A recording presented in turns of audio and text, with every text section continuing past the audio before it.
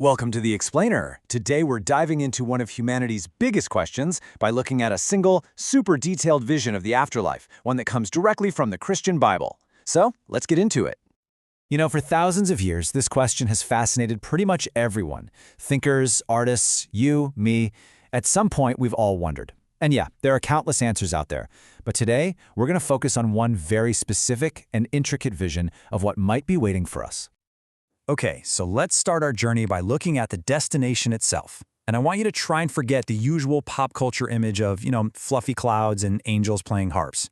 The source material we're looking at describes heaven as a physical, absolutely breathtaking, and very real city. To even get our bearings, the Bible first tries to, locate heaven.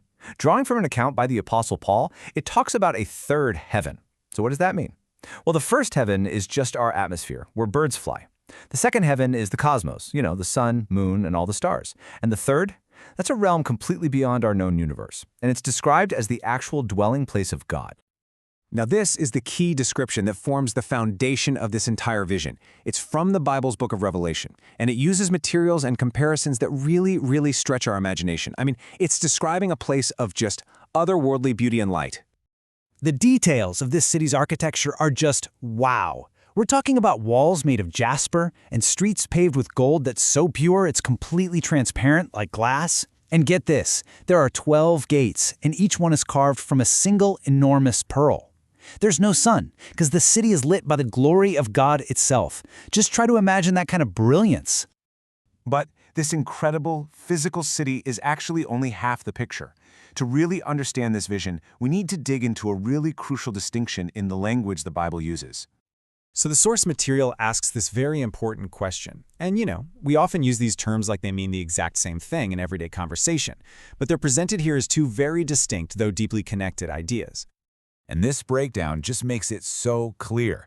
On one side, you have heaven. That's the physical destination, the final home. But on the other side, you have the kingdom of heaven, which is a spiritual reality. It's God's rule and reign, which, according to the text, you can enter right now on earth through faith. So you see, one is the destination and the other is the state of being while you're on the journey. So, to help explain this more abstract idea of the kingdom, Jesus often used these short stories or parables.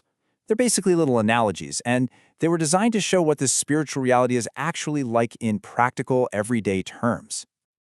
This first parable is all about value. The point is that entering this spiritual reality is so precious it's worth more than everything you own put together. It completely changes a person's entire sense of what's important. This second story brings in a different theme, separation. It suggests that while the kingdom is open to everyone right now, it eventually involves a future sorting or a final judgment where a clear distinction is made. And this last parable, it brings in a real sense of urgency. It shows that because the final moment is totally unexpected, being prepared all the time is essential. You just can't wait until the last second to get ready. Okay, so now that we've got the destination and the spiritual state of being, the next logical question is about the path itself. What are the qualifications for actually entering this kingdom? So the source lays out a few key requirements, and what's so interesting is that they focus way less on doing big grand deeds and much more on a person's internal state.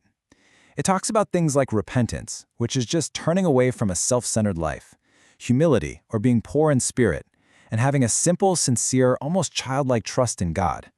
It's really about obedience and actively holding on to your faith.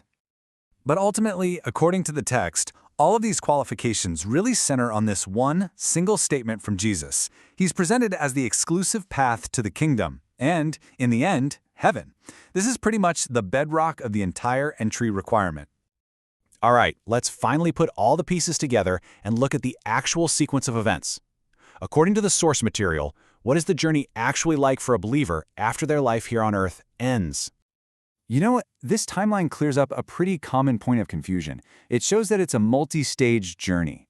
At the moment of death, the soul doesn't go straight to that final heaven. First, it goes to a temporary, peaceful waiting place called paradise. Then, that's followed by a final judgment, and only after that does the soul enter its final eternal home in heaven. And the source points out this one really fascinating exception to the rule. For the one specific generation of believers who are still alive when Jesus is prophesied to return, well, their journey is different. They are said to bypass death entirely and get taken straight into that eternal state.